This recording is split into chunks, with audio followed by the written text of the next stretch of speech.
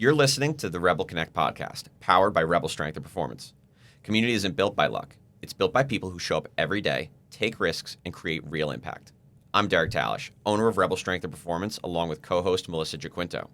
We sit down with Rebel members, local business owners, community leaders, and change makers. You'll hear their success stories and the way they're building community and legacy right where you live. Want to stay inspired and connected? Subscribe or follow the show so you never miss an episode. This is Rebel Connect, where local stories become lasting impact. Today we have a special guest. His name is Dr. Alan Genitempo. Alan, thank you so much for joining us. Thanks for having me. I appreciate it. Absolutely. And, you were one of the first people I said to Melissa that I wanted to get on here. So we're excited and no pressure, I guess. But you kind of have all the pressure on you to put up.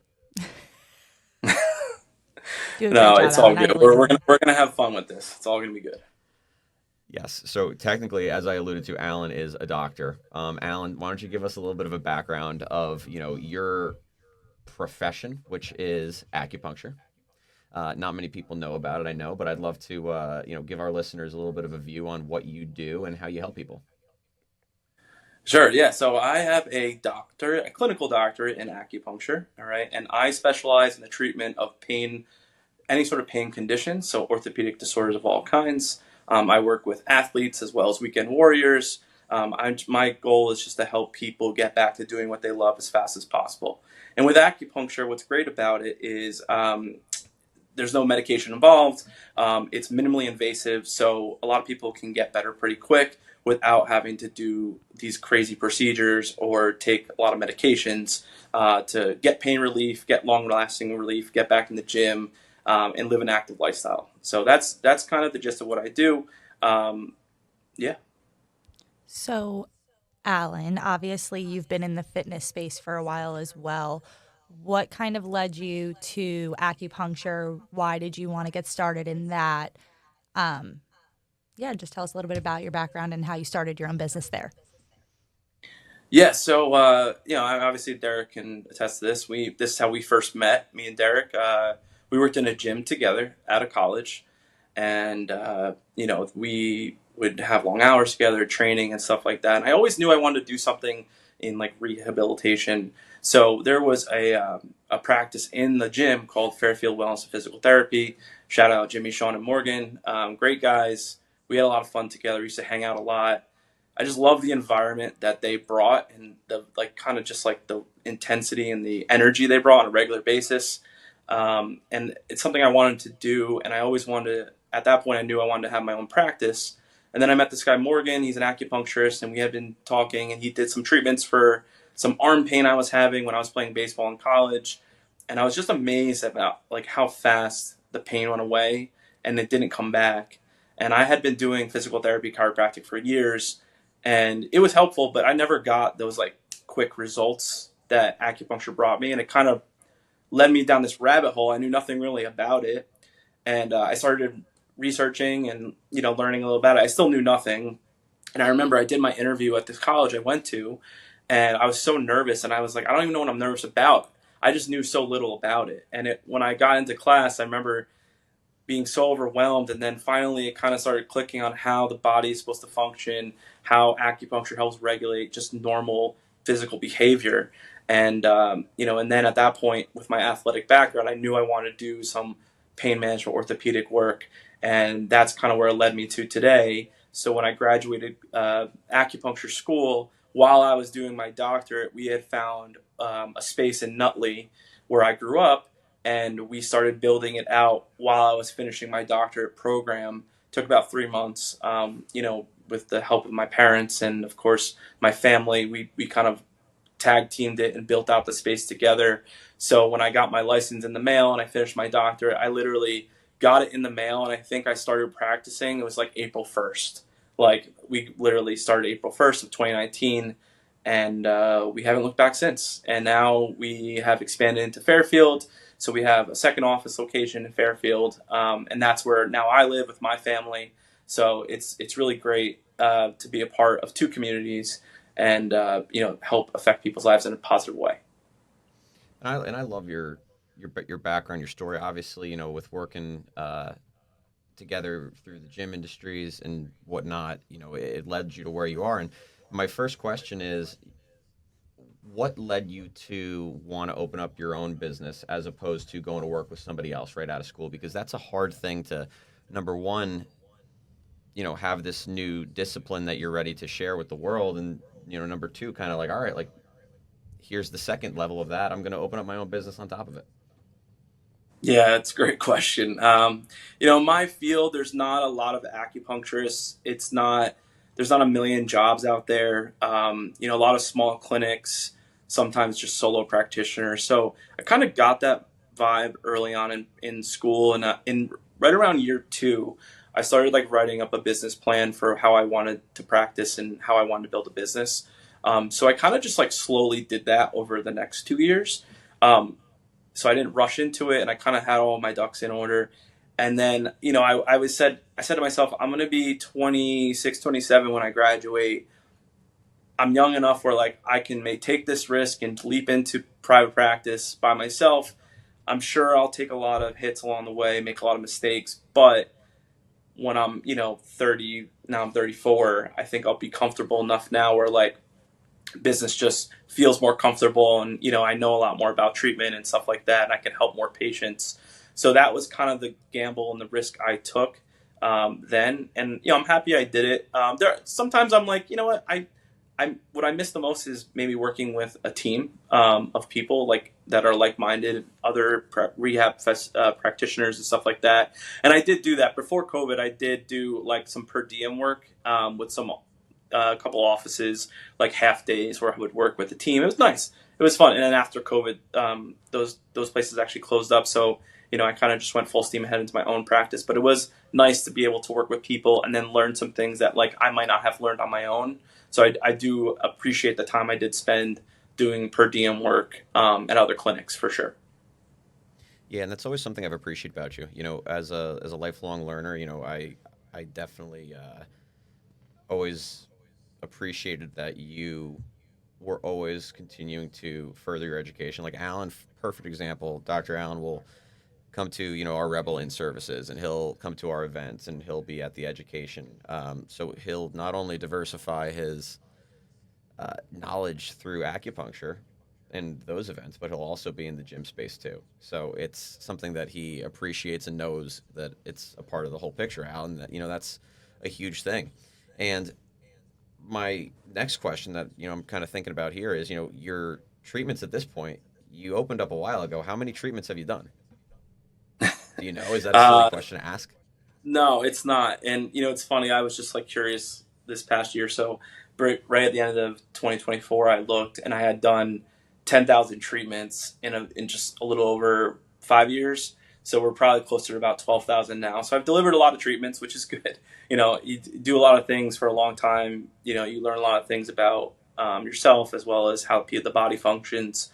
So through repetition and stuff like that. So I really think it's important. And I average about 14 needles per treatment. So that's over 140,000 needles I've used in the last 5-6 years. So it's a lot of needles, a lot of steel. That's a lot of needles. It's unbelievable. It's unbelievable. And I've always looked at acupuncture as one of the best kept secrets because so many people are super interested in it, but maybe a little bit nervous to take the jump. And the reality is when you have somebody who really commits to it, they will come out of that experience and always they'll always tell everyone that it helped them and they couldn't believe it. They couldn't, they were surprised by it. I know you've had acupuncture before. What were your thoughts going into it? Well, I was literally about to say, I can't believe there are people out there that don't know about post-acupuncture sleepies. It's actually my favorite part of acupuncture.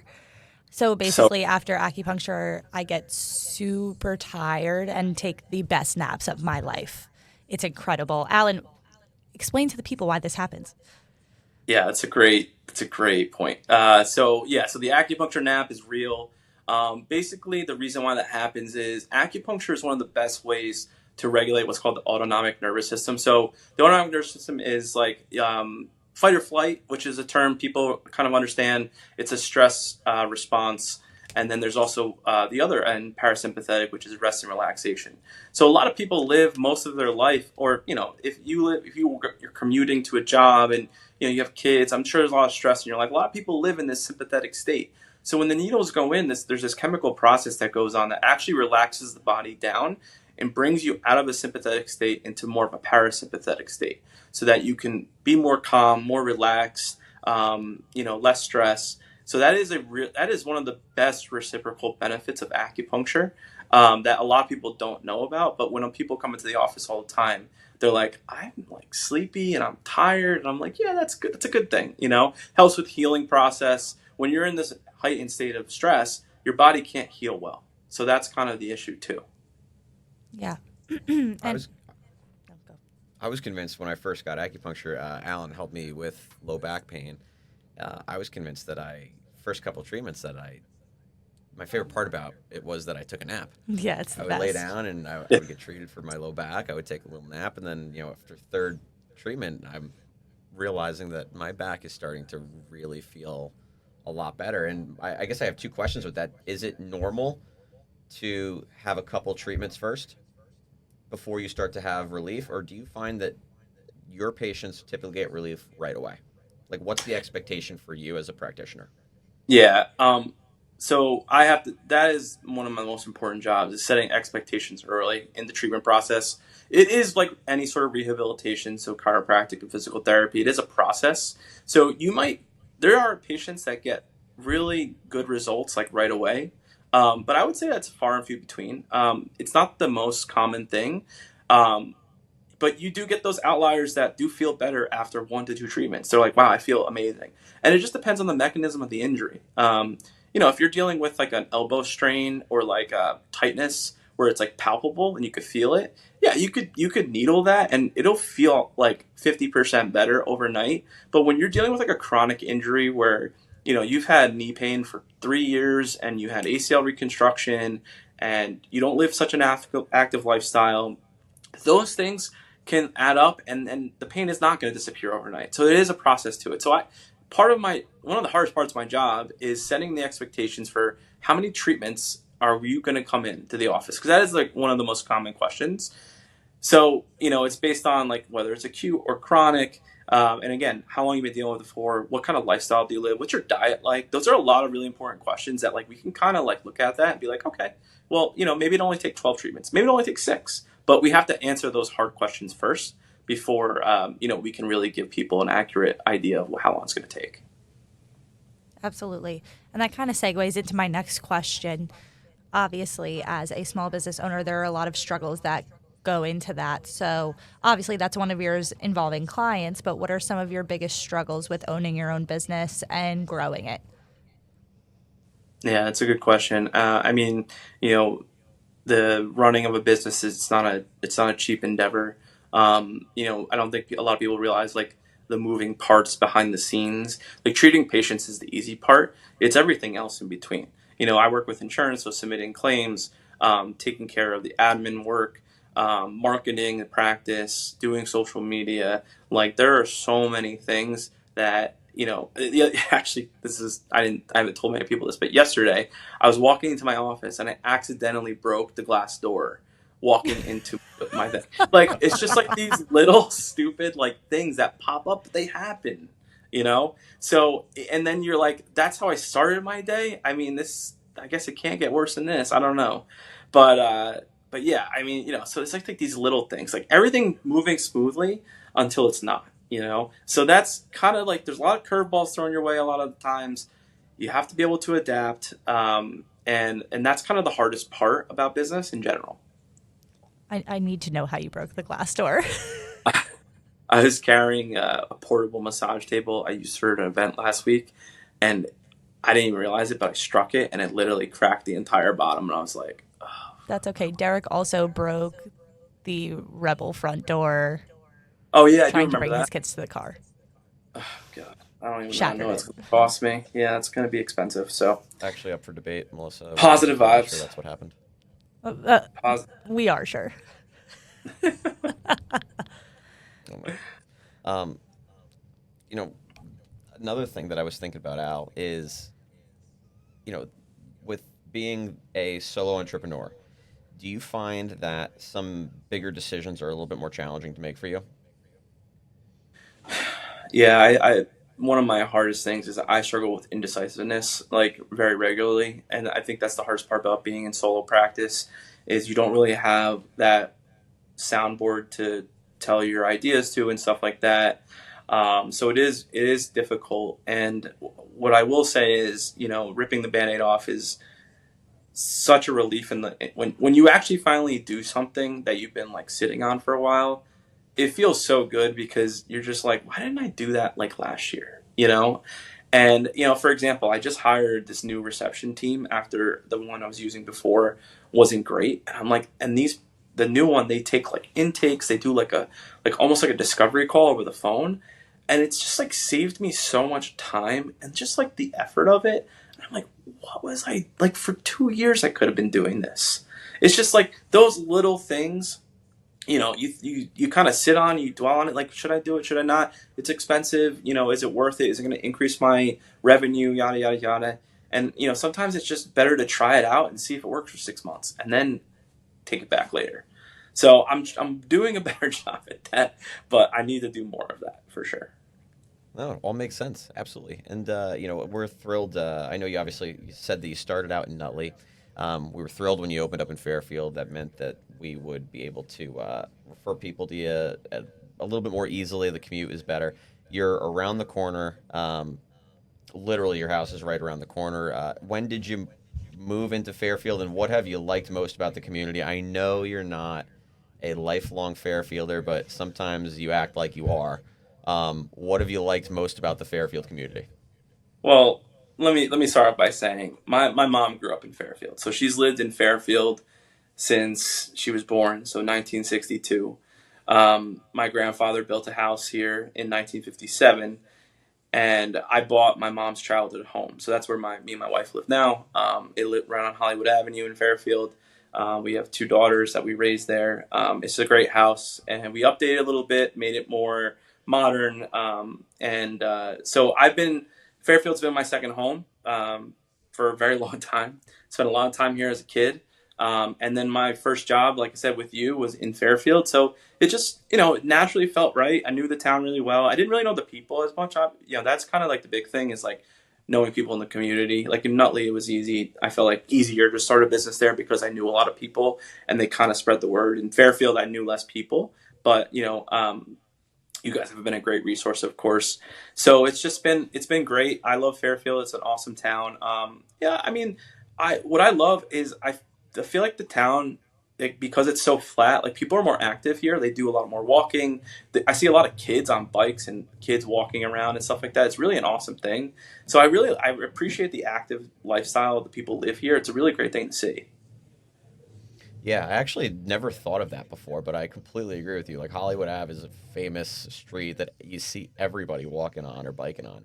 Yeah. Um, Sometimes the e-bikes, but that's another Oh my conversation gosh. that I don't want to talk about. Yeah. I get a little up there when I talk about e-bikes. But Al, we're almost out of time. I wanted to obviously thank you for everything so far, but I got a little lightning round for you if you're Okay. ready. Yeah, I'm Melissa, ready. would you like to take it away on this one? My computer died. Well, then Melissa's obviously not Class. going to take it away, good, because I wanted to do it anyway. That was a nod. All right. Favorite place to eat? Easy one. Favorite place to eat? Oh, okay. There's two places. I love Prime 94. It's a steakhouse. It's awesome. Food's great. Really good cocktails. Great place to go out. With your significant other or friends. It's a really good spot. Also, there's another place in town, Hot Bite Deli. It's a Polish deli. It's insane. Like it's literally insane. They have like hot food there. They have sandwiches. Everything is in Polish, and I don't speak the language, but it's awesome. It's really a good spot, and it's like I've actually different never been from there. like all Oh the my Italian God. All right. spots in town. So it's a refreshing little spot. So it's cool. I love it. A little bit deeper. Give me some advice to younger Alan.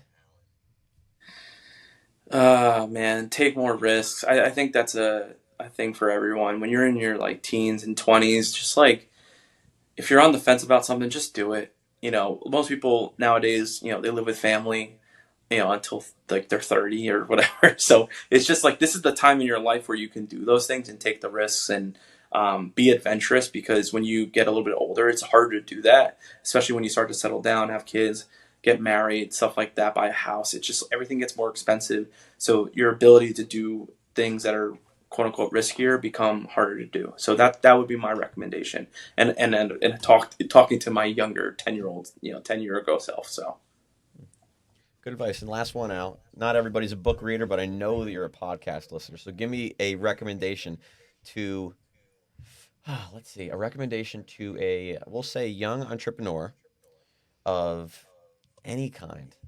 Make it a little bit easier for you. Give me a book or a yeah, podcast recommendation that you think can really be a game changer for them. yeah. I mean, most of my, like, when I'm listening to podcasts now, it's all Alex Hormozy. He is like one of the best speakers to small business owners. I mean, a lot of times I feel like he's speaking directly to me in his podcast. It's pretty incredible, and he's just super talented, super amazing. And I really like love his content, and it's really diverse in the way he does things. He does like live events where he records it, and he just does like him talking on screen for like 40 minutes straight without literally skipping a beat. So it is kind of incredible. So I really appreciate him, and he's helped me with a lot of things too. When I'm being a small business owner and listening to him on a regular basis, pretty awesome. Amazing. Well, Dr. Allen, thank you so much for your time today. Guys, I want to make sure to articulate that you can work with Dr. Allen in a couple different ways. I'm going to have all of his information in the show notes for today's podcast so you can get in touch with him.